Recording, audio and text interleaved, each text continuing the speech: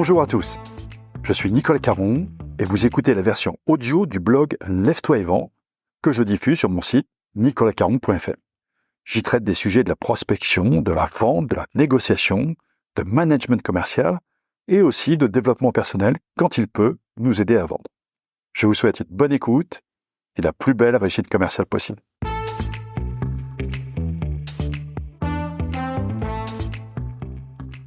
Aujourd'hui, un article sur l'efficacité commerciale. Son titre : Comment devenir un bon commercial et exceller dans la vente. Préambule. Qu'est-ce qui fait la différence entre un bon commercial et les autres ? Comment devenir un bon commercial quand on ne l'est pas encore ? Comment générer des résultats commerciaux dans la durée ? Comment être un bon commercial et s'épanouir dans ce métier ? Ce sont des questions auxquelles j'ai consacré ma vie professionnelle. D'abord en déployant des formations commerciales et aujourd'hui en écrivant des livres sur le sujet et en animant des conférences dédiées aux populations commerciales. Et puis, ce sont des questions qui m'intéressent d'autant plus que la différence entre les meilleurs commerciaux et les autres est bien souvent énorme. Les écarts de performance d'un commercial à l'autre, même au sein d'une même entreprise, sont souvent gigantesques et confirment la fameuse règle de Pareto. Dans chaque secteur d'activité, 80% des résultats sont réalisés par 20% des commerciaux. Alors, qu'est-ce qui différencie les 20% les plus performants ? Que faire pour être du bon côté de la statistique ? Quels seraient les quelques conseils à donner à un jeune commercial qui se lance avec l'envie de performer et l'ambition de faire partie des meilleurs ? Je vous propose maintenant ma réponse à ces questions. Je l'ai articulée autour de 5 pistes à suivre. J'espère qu'elles vous inspireront et vous pousseront à viser encore plus haut et surtout à mettre en œuvre ce qu'il faut pour vous permettre d'intégrer le club des 4%. Première piste, devenir un bon commercial en développant son QT. Il y a à peine 2 ans, j'ai été estomaqué, voire perturbé par la lecture du livre Tech Powered Sales. En effet, l'auteur y démontre que les métiers de la vente ne vont pas se transformer progressivement, mais plutôt radicalement. Il y présente notamment une avalanche d'outils au service de l'efficacité commerciale. Et pourtant, ce livre de 2021 est sorti à une époque quasi préhistorique, si on la compare aux récentes avancées des outils d'intelligence artificielle. C'est dans ce contexte que de nombreuses personnes, et notamment des commerciaux, se demandent aujourd'hui si leur job ne va pas être remis en cause progressivement. Et effectivement, lorsque cette crainte est exprimée par des commerciaux moyens, entre guillemets, ou par des vendeurs qui font leur métier en dedans, la réponse est probablement dans la question. Idem pour ceux qui imaginent qu'une utilisation approximative de ces nouveaux outils leur permettra de faire allusion. Comme beaucoup d'entre vous, j'ai moi aussi reçu des communications commerciales qui ont été rédigées par ChatGPT. Mais quand on peut le repérer, quand ça sent ChatGPT à plein nez, c'est que la soupe proposée est insipide, tout autant que les mails de ces mêmes commerciaux avant l'utilisation de cet outil. Moralité, l'arrivée de ces outils est à la fois une bonne et une mauvaise, voire une très mauvaise nouvelle. Une très mauvaise nouvelle pour les commerciaux désengagés, qui font le minimum. Ceux-là seront rapidement remplacés. Ce sera d'ailleurs une bonne chose de les orienter vers des métiers plus épanouissants pour eux. Une mauvaise nouvelle pour les gens qui font ce métier à moitié. ChatGPT et consorts ne pourront être qu'une béquille mal ajustée. Un vendeur moyen ne deviendra pas un bon commercial par la seule opération du Saint-Esprit, fût-il artificiel. Et enfin, ce sera une bonne, voire une excellente nouvelle pour les commerciaux qui font ce métier à fond et qui trouveront dans les nouveaux outils des moyens de sublimer leur expertise et donc d'augmenter significativement le volume de vente pour leur entreprise. Mon conseil est donc le suivant. Développez votre QT, c'est-à-dire votre quotient technologique, qui, selon l'expression des 2 auteurs du livre cité plus haut, est devenu une compétence clé du bon commercial professionnel. Bien sûr, le QI et le QE, quotient émotionnel, resteront importants. Mais le QT ne doit plus être le parent pauvre. Fini le temps où on pouvait encore trouver des échappatoires. Nous avons tous connu ces réfractaires du CRM, ces handicapés du clavier, ces allergiques au numérique. Eh bien aujourd'hui, cette époque est terminée. Faire ce métier sans développer son QT, c'est se condamner à jouer en seconde division, à faire partie des 80% et non des 20%, chers à notre ami Pareto. Moralité. Prenez le temps d'explorer dans le détail les outils mis à votre disposition. Ne faites pas comme avec Excel, dont nous n'utilisons pour la plupart que 10% des fonctionnalités. Si vous vous intéressez vraiment à votre CRM, par exemple, vous allez découvrir de nombreuses pépites qui vous feront gagner du temps et de l'efficacité. Optimisez les réseaux sociaux et établissez une relation de proximité avec vos clients et vos prospects.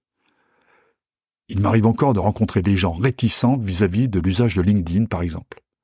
C'est de plus en plus rare, mais il y a encore des résistants. J'avoue que les bras m'en tombent. Attention, je précise un point. Optimiser les réseaux sociaux veut bien dire les exploiter du mieux possible, notamment pour ce qui est de la relation client ou la prospection. Ça ne veut pas dire y perdre son temps. Utilisez les applications de productivité et vouez-les au service de la vente. De nombreuses applications peuvent vous aider à mieux gérer votre ressource la plus précieuse, votre temps. Ne les snobez pas. Enfin, dernier conseil, ayez un œil particulier pour les outils qui vous permettront à la fois d'être plus efficace dans l'utilisation des techniques de vente et de conserver votre authenticité, d'exprimer votre sincérité et votre différence par rapport aux textes standardisés. Je pense notamment aux outils qui s'appuient sur la vidéo. Et si vous n'êtes pas à l'aise avec la vidéo, dites-vous que la majorité de vos congénères pensent exactement comme vous. Raison de plus pour travailler le sujet. Deuxième piste à suivre, devenir un bon commercial en faisant du commerce. Pardon pour ce pléonasme, mais je pense que certains commerciaux ont tendance à oublier la base. Faire le métier de commercial, c'est aussi une attitude, une tournure d'esprit, une propension à se tourner vers les autres, à apprécier et rechercher les contacts avec de nouvelles personnes. Nous sommes nombreux à avoir été des obsédés du closing. Souvenez-vous de ces méthodes de vente articulées autour des cliquets, des oui successifs, afin d'aboutir à la signature en bas à droite. Aujourd'hui, je ne pense pas que la recherche d'un bon commercial doit être centrée sur sa capacité à closer un prospect. Je ne pense pas non plus que les clients achètent encore des choses qui ne correspondent pas à leurs attentes, notamment en B2B, quand les acheteurs disposent eux aussi d'outils en ligne pour valider que ce qui leur est proposé est bien adapté à leurs usages. Ce n'est pas parce que je sais closer qu'un prospect va acheter. Il va signer parce qu'il a compris la valeur ajoutée de mon offre. C'est aussi simple que cela. Ainsi, je pense que ce qu'on attend aujourd'hui des commerciaux est davantage d'ouvrir que de fermer les ventes. Comme le disent certains auteurs anglo-saxons, opening is the new closing. Quels que soient les moyens, digitaux ou physiques, ce que nous attendons de nos équipes commerciales en prospection, c'est bien cela. Créer de nouvelles sources de business, ouvrir de nouvelles portes, créer de nouveaux liens. Pour moi, le débat entre les éleveurs et les chasseurs est tranché. Oui, il faut des éleveurs, mais ils sont bien plus efficaces et utiles au service client qu'au service commercial. Les commerciaux dont nous rêvons sont avant tout des chasseurs, mais des chasseurs dans le bon sens du terme, des chasseurs qui savent nouer des relations et créer de nouvelles connexions. Bref, des gentils chasseurs qui ne tuent pas leurs clients, bien au contraire. Des chasseurs de connexions qui multiplient les opportunités de business en utilisant leur bon sens commercial avec chaque prospect. Moralité. Intéressez-vous aux gens que vous croisez. Si tous les chemins mènent à Rome, toutes les connexions peuvent également vous conduire vers de nouvelles sources de business. Soyez généreux en toutes occasions. Si vous n'êtes pas convaincu et que vous avez besoin d'arguments rationnels, lisez le livre Donnant-Donnant, écrit par Adam Grant.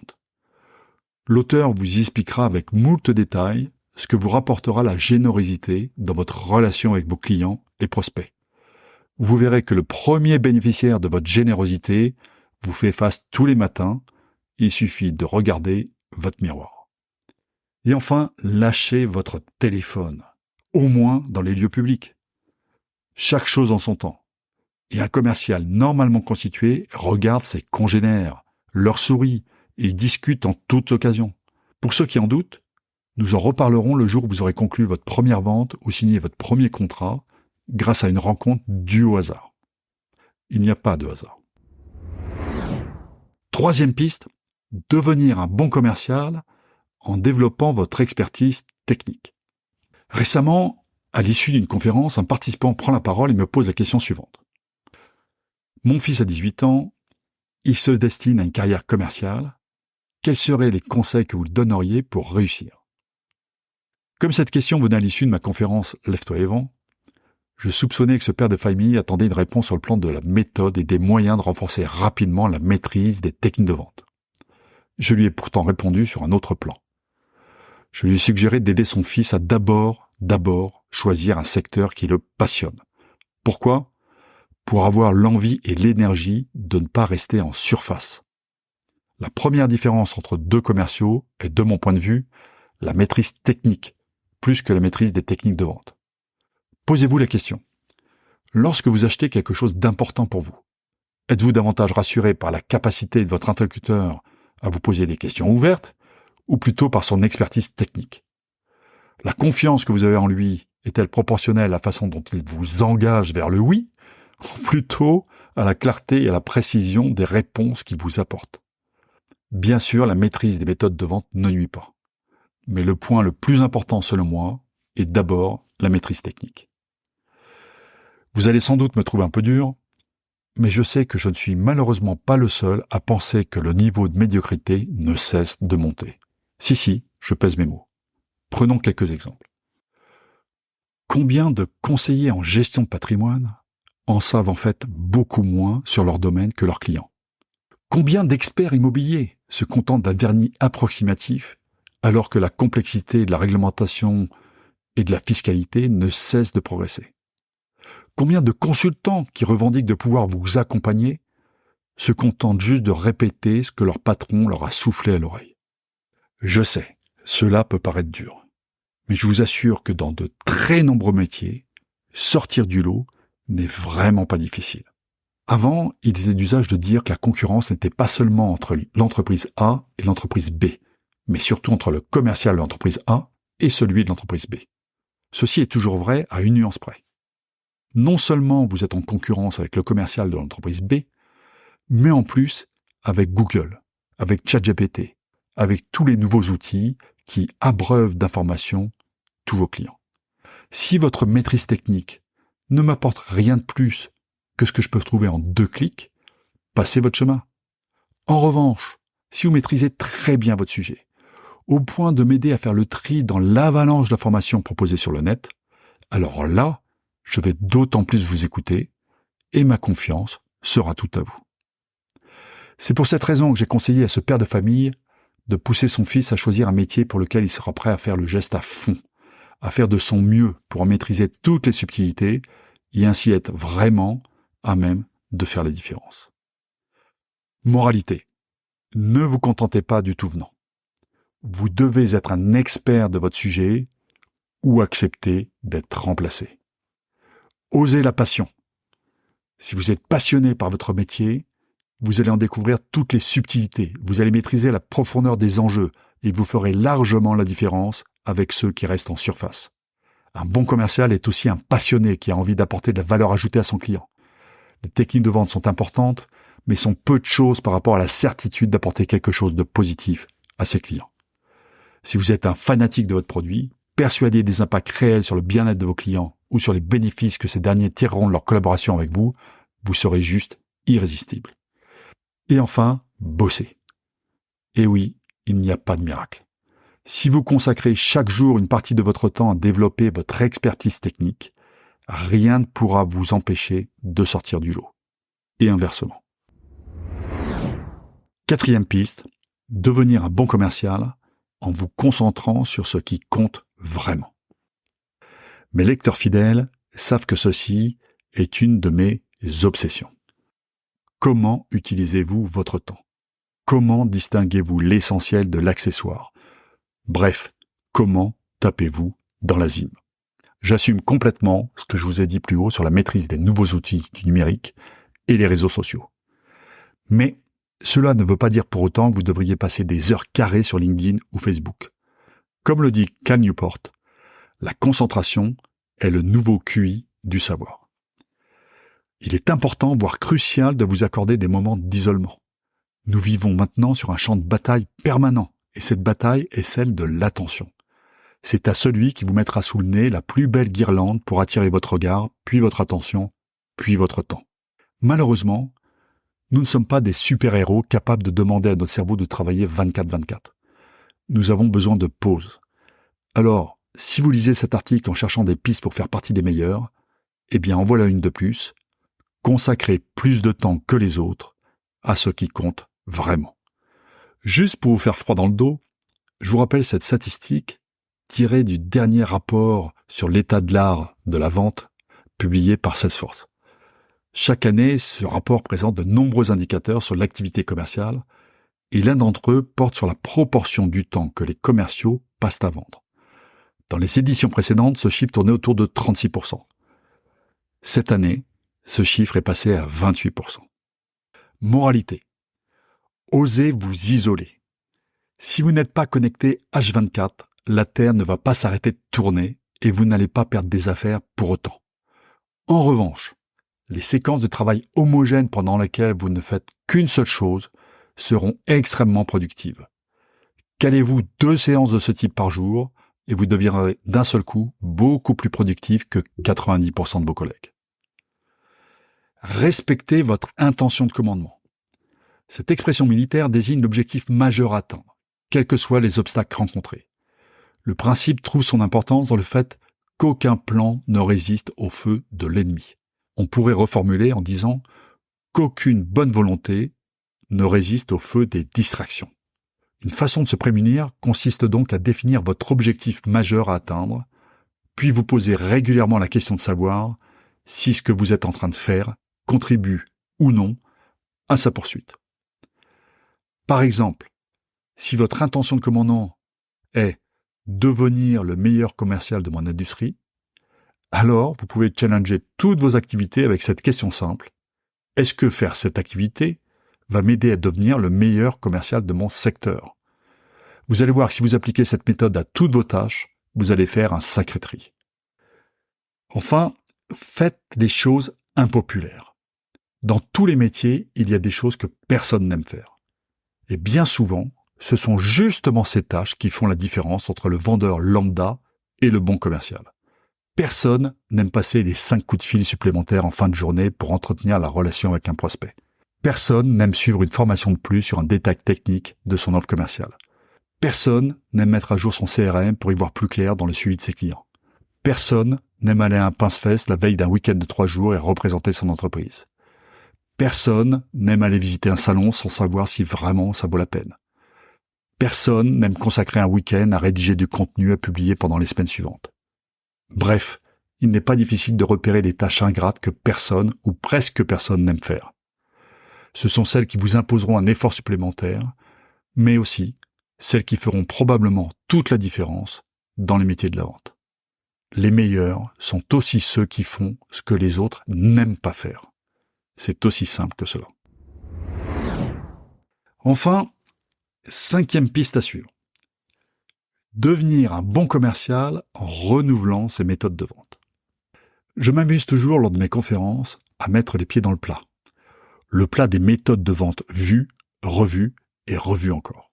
L'an passé, il m'est d'ailleurs arrivé une expérience amusante. Alors que je parlais depuis 30 minutes, une personne se lève et m'interrompt. Elle me demande de l'excuser, mais ne pouvait plus résister à l'envie d'interpeller le responsable formation présent dans la salle. Sa question très directe fut la suivante. « Tu l'entends? Tu es d'accord? Tu valides ?» Évidemment, sa question provoqua l'hilarité de la salle. Heureusement pour moi, le responsable formation assuma parfaitement le casting, déclara qu'il n'y avait pas de surprise pour lui et qu'il considérait lui aussi que le temps de faire évoluer les choses était venu. Ceux qui ont déjà lu mes livres les plus récents, la trilogie de la vente, savent que je milite pour la simplicité. Parler de vente complexe est trop souvent un refuge pour ceux qui s'efforcent d'oublier que dans vente complexe, il y a vente. Je ne nie pas que certains vendeurs puissent vraiment pratiquer de la vente complexe, mais ils sont extrêmement rares par rapport à la masse des commerciaux. Notre métier n'est pas de rendre les choses complexes.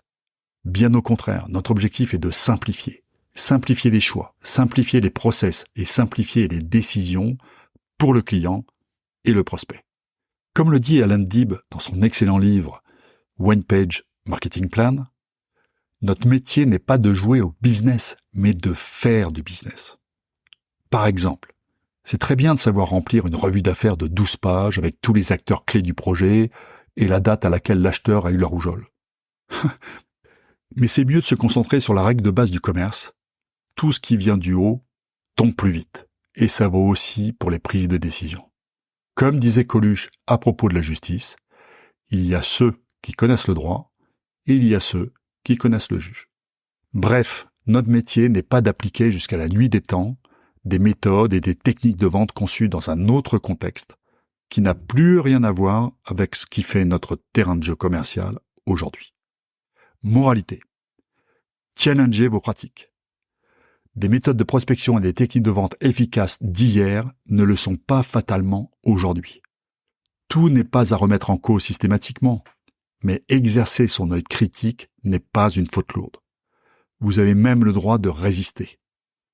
Je ne devrais peut-être pas dire cela, mais si vous faites partie d'une grande entreprise qui vous demande d'appliquer des méthodes et des techniques de vente d'un autre temps, méthodes de vente en 7 étapes par exemple, je ne saurais trop vous conseiller de vous en affranchir. Inutile de le crier sur les toits, mais si des méthodes plus modernes vous permettent de vendre plus, je ne pense pas que votre boss vous en voudra. Surtout s'il ignore que vous avez pris des libertés avec la ligne du parti. Formez-vous, mais choisissez soigneusement avec qui. Si vous n'avez pas encore écouté, écoutez cet épisode du podcast de Mathieu Stéphanie avec Michael Benamou, où il parle de la réussite de vente privée, VP aujourd'hui. Son discours à propos de la formation commerciale est radical. C'est un fanatique qui a investi des années durant 2 jours de formation commerciale par mois. Je répète, 2 jours par mois pour ses équipes. En 20 ans de carrière consacrée à la formation commerciale, je n'ai jamais eu un client aussi convaincu de l'impact de la formation. Et Michael n'hésite pas à dire que la réussite commerciale de son entreprise est due en grande partie à la formation commerciale. Dont acte. Mais attention, au fil des ans, Michael est devenu un expert lui-même de la formation commerciale et savait sélectionner les meilleurs. Faites-en autant et n'hésitez pas à tester les contenus et ceux qui les portent avant d'investir. Ensuite, formez-vous. Formez-vous autant que vous pouvez. Vous ne serez jamais trop fort. Un bon coach, un bon formateur qui vous fait passer des caps n'a pas de prix. Mais attention, ils ne sont pas si nombreux. Faites-leur passer le test de Ray Dalio sur les personnes fiables. Qu'est-ce qu'une personne fiable ?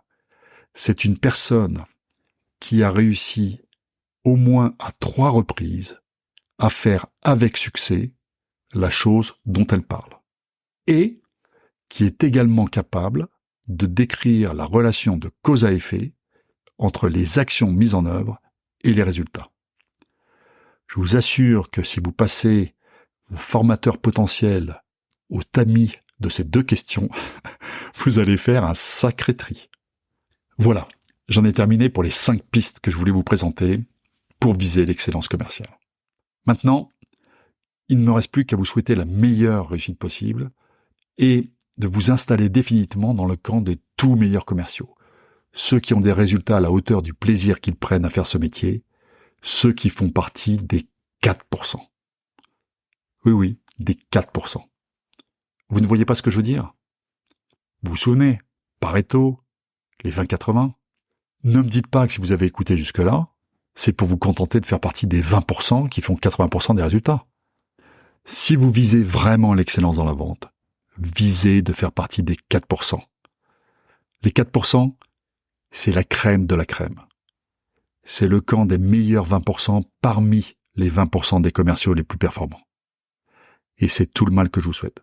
Et voilà, c'est tout pour aujourd'hui. Si vous voulez en savoir plus sur mes livres ou sur mes conférences, rendez-vous sur nicolascaron.fr. D'ici là, bon business à tous.